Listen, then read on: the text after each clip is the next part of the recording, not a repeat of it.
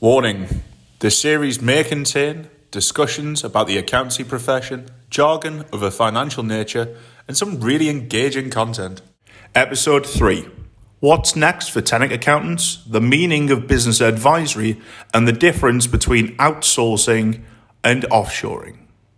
In this episode of That GI Video podcast, Graham discusses what's next for tenant accountants, as well as the advantages that come from people working in different time zones or, as a result, different hours. He also delves into what business advisory means to him, as well as his opinion on outsourcing versus offshoring and the benefits of these ways of working. Graham, one big question coming up a lot of the time, do I outsource? Do I offshore?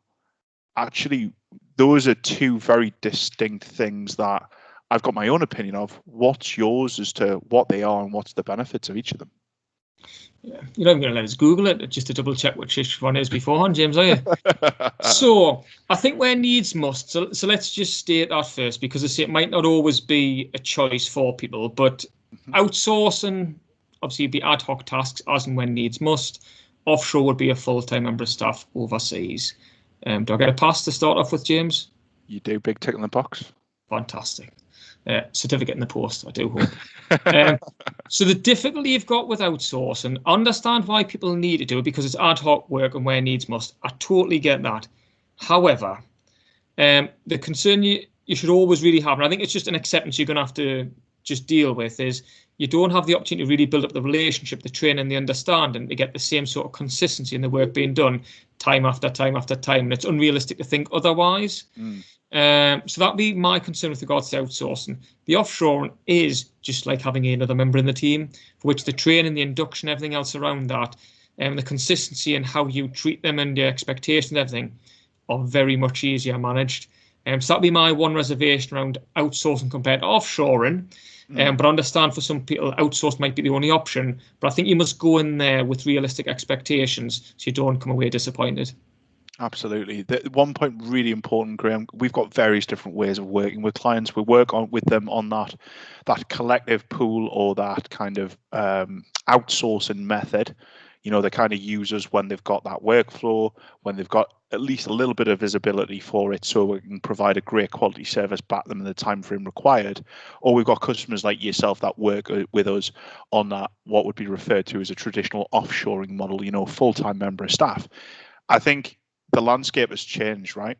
The statement, you get out what you put in, seems to really, really resonate, especially with yourself and our partnership, right? You've invested the time within GI to turn around and say to any outsourcer, here's a bunch of work, here's what I need it back by, doing everything last minute and doing everything rushed, and then expecting the same quality of service as you could get from, members of staff on your own team, but given time, notice, and proper planning and execution, are completely different. That makes sense to you? Yeah, totally. And I think on that, again, it comes back to just looking a little bit more inwards as well. If you were to be critical of work, have a look at how much work is done here in the UK from an accounts or tax perspective, or whatever it is that's being done. And the amount of times that you pick it up and put it back down. I mean, I've talked about the red dot idea before, whereby, again, if you weren't paperless, if you put a red dot on a bit of paper every time you picked up a set of accounts until you finish it, and see how many red dots there are on there. Now imagine that in terms of somebody else doing lots of other work for lots of different people, having to pick up and put down a bit of work several times over. So if that's a concern and where you kind of consistently get that sorted, it might be a case of looking at the people in terms of the clients you're working with, or the processes being followed, rather than being overly critical of the outsourcing idea. Because I think if you've got something there, it's all there, can be done, it could potentially still work brilliantly. But like I said, I think you've just got to align your expectations in terms of you're not necessarily going to build up the relationship with the person you would do by having a full-time member of the team. But both can work, but have a good look at what you're passing across, because I think it's very easy to pass the rubbish across, say, oh, well, nobody else wants to do it, so we'll pass that across, and then be dead disappointed because you get rubbish back. Well, you pushed rubbish out, so if you give it to somebody in the UK, you get exactly the same back. It's not rocket science, but I'm glad you got it. Yeah, definitely. We think about where we've been through with GI, the process we've been through, the unsuccessful interview process, the reassurance from the GI side of thing, the commitment to making it work, and that partnership that we're entered into, what's next? Where do we go from here? Our goal is, and it's on our website as happens, to build sustainable legacies for which we as a firm, our staff, clients, friends and family thereof will be proud of. We want to enjoy doing what we're doing with the people we do it for, full stop. That is a critical part of what we are about as a firm. And the award we won was a starting point. We've got big plans ahead. Now, I'm not saying we're going to turn over 50 million. I'm not necessarily going to that. We want to make a difference.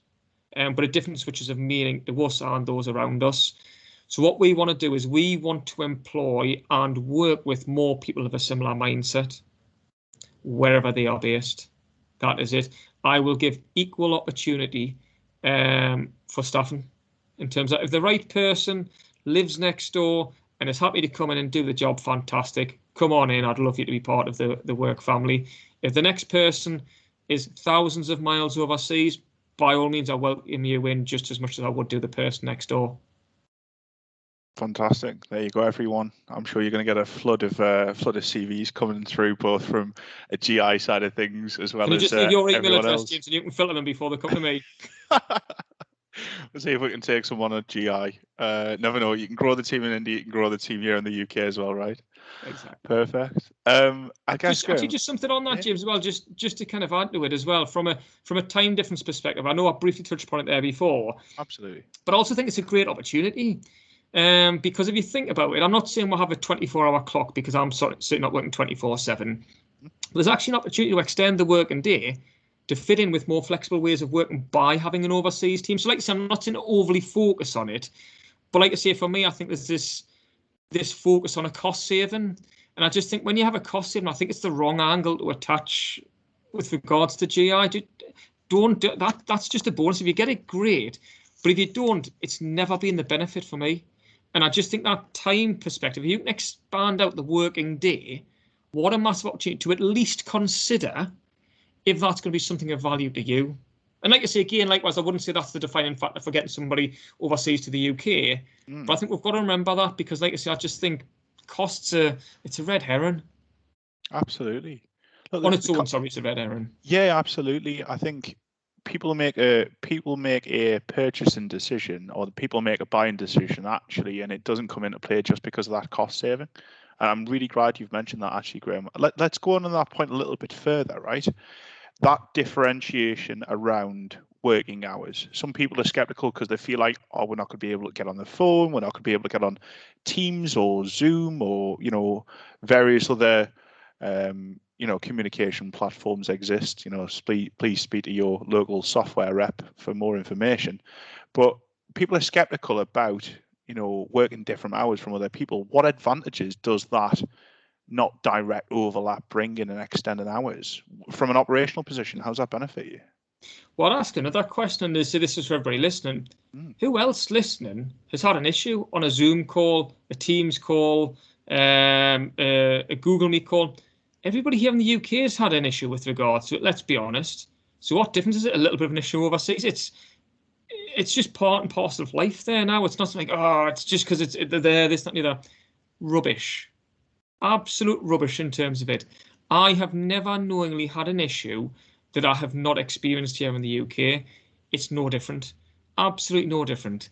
Now, when it comes to the time difference in terms of things like that, we just have better planning. We actually plan our work better now than what we did beforehand, because it's only a 2-3 hours maybe beforehand starting work that say work is started overseas. But you plan ahead a bit. There's days when you might start a few hours later just because of childcare or whatever. You just plan ahead a little bit in terms of it. And the thing which I'm quite proud of is what Trevani's brought to us is new practices and processes we've actually implemented here in the UK. Amazing. So it's been brilliant in terms of, time difference has been amazing. And the work ethic is tremendous. I mean, I'm blessed to have a brilliant work ethic from the overall team here in the UK and overseas. But the work ethic is just tremendous. And like I say, here in the UK, it's great. The team here work a lot of hours. And to see the work ethic mirrored, it's just been great. Fantastic, mate. One very big topic as we approach. Oh no, today is officially, I'm not sure exactly when this video will be going out, but today is the first official day we can have a drink in a beer garden outside, right? Oh, it's calling already. It's 20 to 5, Graham. We're not too far away. We're emerging from this state of lockdown, right? That's obviously had a huge impact on business.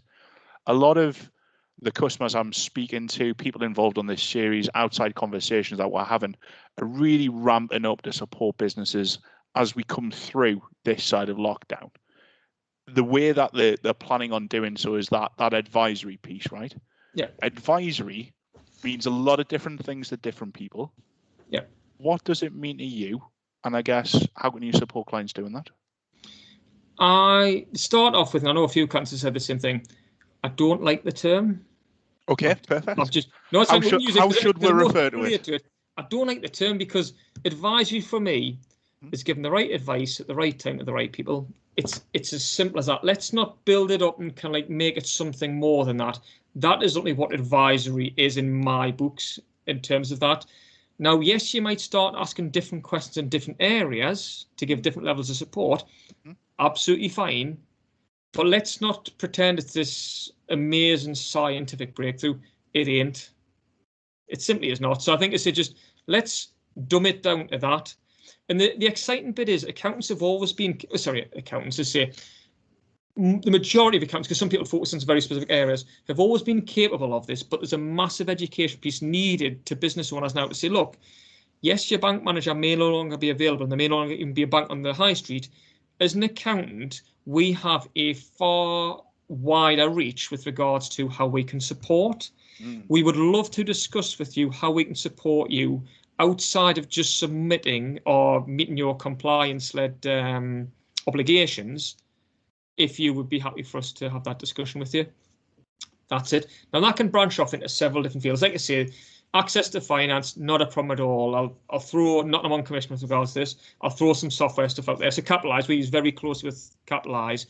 Quite easy. Put in a funding application, find out, give or take the same day, what funding I could get at what rate for a client. Brilliant, done. We've never even left our seat. And I've got no steps on my watch either. So I've probably kind of piled on a couple extra pounds just while sat here. Having not as many as I've put on. So that's the first thing. We could just do that from a bank manager perspective. We'll then talk cash flow. Now, again, cash flow, I'm not a massive fan of the cash flow term because as important as it is, it seems to not carry the same sort of weight outside the profession. So I try to educate clients a little and say cash flow is being able to sleep at night, put food on the table, run that car, have the dream holiday, retire at the right age with the right sort of money in good health. That's what cash flow is about, making that all possible. Yep. So again, to a client, where are you? Where do you want to be? How do I help you get there? Would you like some assistance along the way? That's it. So advisory for me is asking the right questions at the right time to the right people to get actions, the correct actions being taken. And I'm massively passionate about it, but I'm also massively realistic to understand how far away we as a firm and as a profession are for getting people on board with that. And I think the great example goes back to one of the earlier questions you asked me. From a technology perspective, so many businesses have been quite content with the traditional approach from an accountancy perspective. Initially, it was manual. There's still a lot of accountants that aren't fully embracing the cloud. So we are trying to take business owners from traditional manual methods, even still bringing maybe receipts, which then we put through Receipt Bank. A lot less so, so we've got probably less than a handful within that now, and hopefully within a couple of weeks it'll be zero. But you've got from that piece to technology to then another piece in terms of, let's just use the term, advisory. There's a massive education piece and shift to actually be done there. I'm glad we didn't end up in a beer garden, because when I said shift, I might have said someone else. So, but you've got a massive education piece just to take people on there, and we're very much wanting to go to the end whereby we're adding the value to make a difference to business owners, because that's what our whole ethos and what the strapline on our website is about. But we're realistic enough to know it cannot be done overnight, because it's taken that long just to get people embracing the cloud. And that's the journey we individually as a firm and as a profession are well on our way with, but we know there's a lot of battles which lie ahead. But also for me, this is where from a compliance perspective, this is where GI might well be another option to consider in terms of scoping out and building up the compliance aspect of your teams. Because certain aspects, as say, you need that face-to-face contact for which somebody overseas cannot possibly deliver, as and when restrictions are allowed in terms of the face-to-face contact. But it's another opportunity for me whereby the building up of a team may well, on certain occasions, be better outside the UK, where the skill sets are better sat, because you cannot have the face-to-face contact and use the face-to-face contact and time you've got here in the UK to build that out more here. But like I say, time, place, people specific. Perfect. So I guess on that, and if you agree, please do let me know if there's anything to build on it. Again, let us know. But I guess what requires face-to-face contact is a statement that's been made. Can it be automated? If it can't be automated and it doesn't require face-to-face contact, that's something we could potentially look at outsourcing, right? Yeah, definitely. If you haven't got the resource in the UK and kind of get the resource in the UK, but like you say, let's even dismiss the term UK. If you kind of get the resource, you need to look somewhere where you can get the resource. Full stop. Bang on. Great sentiment. Graham, is there anything else you want to share with our viewers? What time we go to the pub? I'm going to suggest that's the only question I've got. The tea's not real till 5:30, James. To me, I've got a bit of time. That's next level. But no, Graham, this is all the questions I wanted to ask. I think that I just want to thank you for your partnership, your investment, not only from a commercial perspective, but more so from Trevani's perspective as well. I know you've started in a different way than you are working with her now. You know, you've built up her knowledge, embedded her as part of the team, and I guess I can't be thankful enough. Keep up the good work, mate, and I'm sure there'll be plenty more beer garden sessions to have as and when appropriate in the future, mate. Yeah, no, well, thank you very much for the assistance, because like you say, it very much has been a partnership, and if it wasn't for GI, would never have said yes, and it's been amazing. So thank you to the wider GI team and yourself for making it happen. So thank you. Fantastic. Thanks very much. Thinking of outsourcing? Want to know more? Get in contact with us via our website or email us directly at solutions@gioutsourcing.com. More episodes coming soon, so stay tuned.